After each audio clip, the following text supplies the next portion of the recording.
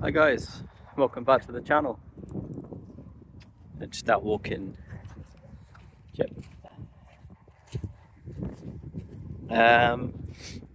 Yeah, so what are we gonna do today? So today I need to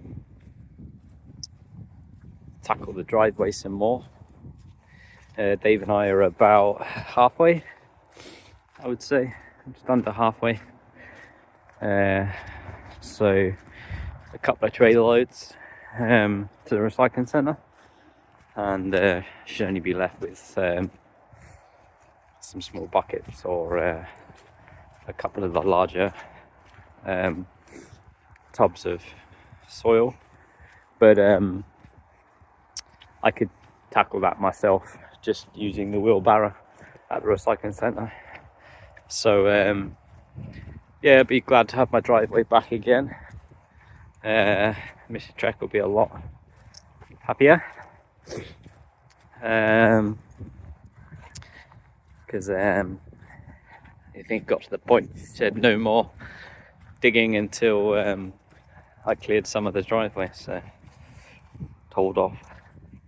So yeah, so we'll get that tackled in this episode, and then carry on digging, I suppose. I'm going back to using the ton sacks just to contain everything a bit better. So what I'll do is I'll fill up the pathway again, and then once the pathway is full, I'll then revert back to the trailer, or if I get enough material, I'll consider hiring a skip, and that way I can have a good sort out of the garage and get rid of all of the soil. But that will depend on the prices of skips. That's not something I've looked into. It would only need to be a small skip. But yeah, it's something to consider. Is kind of retaining all the soil and then getting rid of it in a one or in a skip. So I'll look into that. So yeah, so much the same as last week, tidying up and a lot more digging.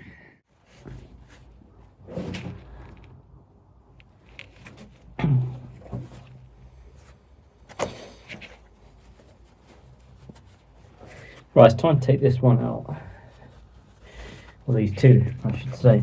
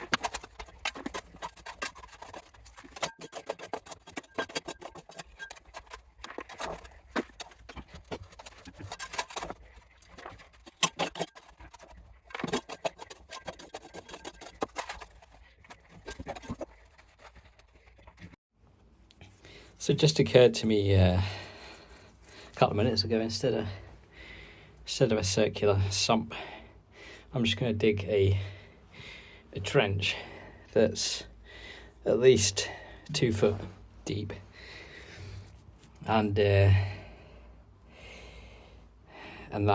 should contain all of the water that will find its way into the bunker. So it will run off behind me, which is sloped downwards, and pool in here. So I'm just going to take that down. I mean, it's only a foot across and a couple of foot lengthways. But if I take it down 2 foot, it'll be a nice deep trench for all the water to collect. That should mean that I can work on both sides and just have the wet patch in the middle there. So that's the 2 buckets taken out, and these are all the rocks that were in here. There's a big rock here to take out, another one in here, another one in here. But yeah, seems to have gone back to a rocky patch. Right in the middle of my trench is this colossal rock. I've got a feeling I've only got a quarter of it. So this is one enormous rock right on the edge of my trench there. So I've got a feeling this is going to be far too big to lift out. Probably too big for the hatch, in fact. So I might have to just keep digging under it and keep dropping it down. I'm glad it's at the edge, but rather than the middle, but still it's going to be a problem.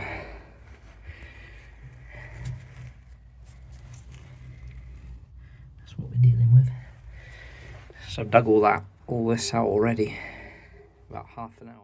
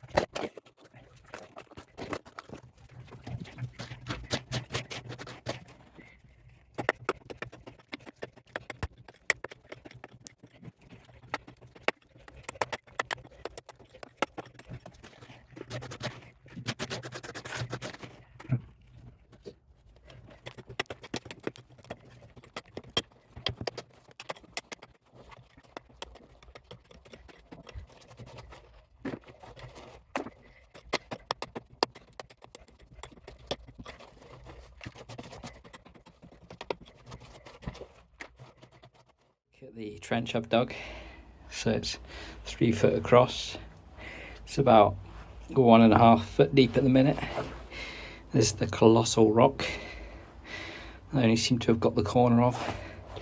There's another large rock here and another large rock down there. So it's typical, right where I decided to dig a trench, 3 large rocks. So I've gone way past 6 foot in this section now, almost 7 foot. Yeah, very deep trench now, so the water should all just congregate in here. It's naturally sloped, like I said earlier, down this way. Yeah, let's try and get this one out. You can see that. Just taking this huge rock out off camera, which was right where my glove is. I was kneeling on it. I could feel a rock, so I got the big mattock and it just popped out. So yeah, turning my attentions back to this one. I'm gonna leave this one for tonight and just dig around it and see what's what. Okay, well there's the trench. I've not completed it yet, but just to give you a kind of idea of scale.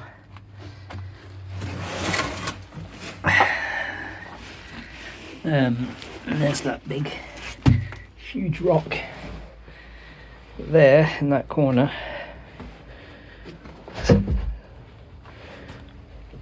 So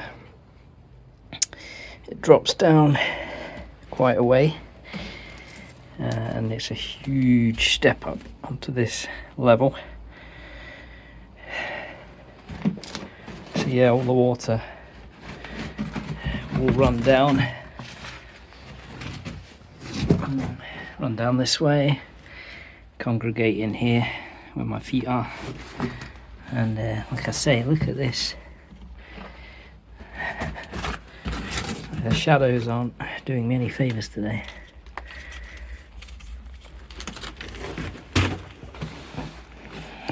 Yeah, absolutely colossal rock, this one. Like I say, I think I've only got a quarter of it there. Might have to become a permanent feature of the bunker. There's another one in here. Shouldn't be a problem, this one, but yeah, look at all these ones. So it's about an hour's work, 4 buckets, and quite a few large rocks, and taking this trench down a good amount. Steve supervising.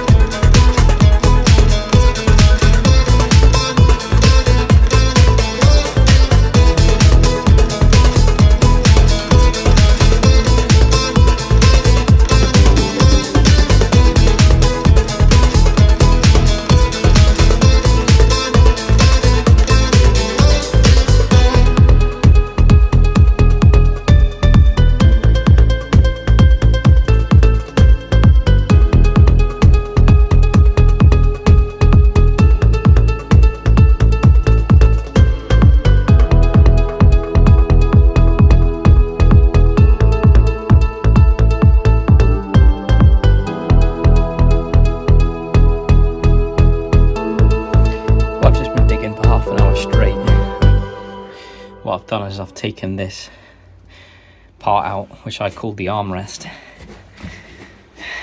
So I have this big mound of all loose material to come out, and then it should all be down to this level here. So it's a good few buckets there, and it'll be nice and square. This section will be nice and square all the way along. Bucket of rock there.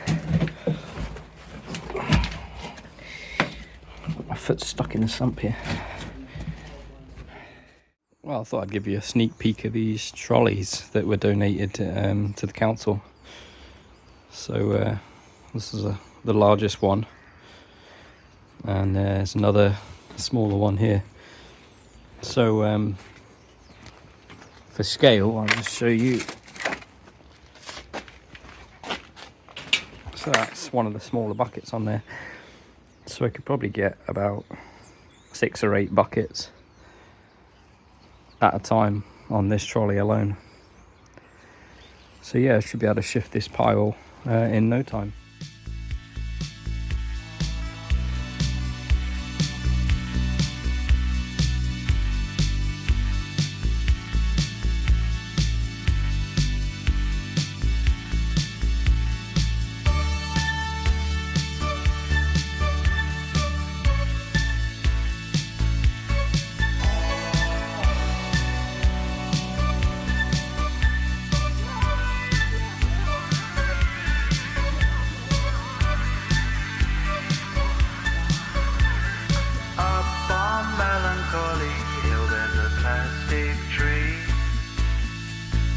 Are you here with me? Just looking out on the day of another dream, where you can't get what you want, but you can get me. So let's set out and see, 'cause you are my medicine.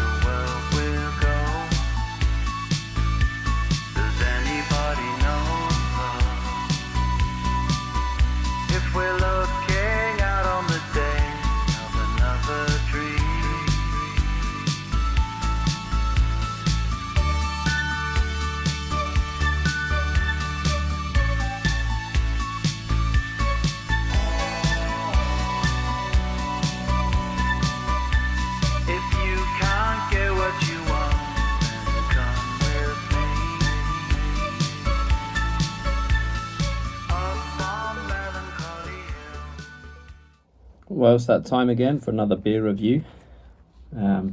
This one is it's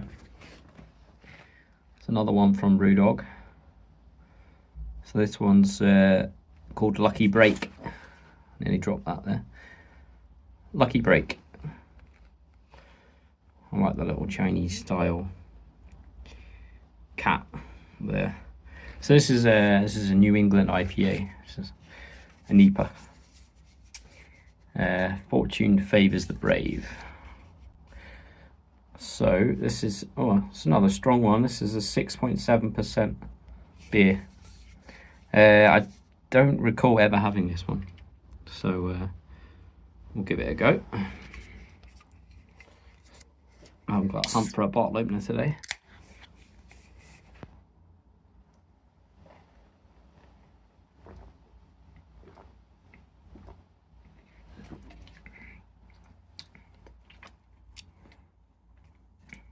It's not bad. It's quite pleasant. Kind of a fruity flavour. That's all right. I'll probably give that. I'll give that a 6 out of 10. Brewdog's Lucky Break.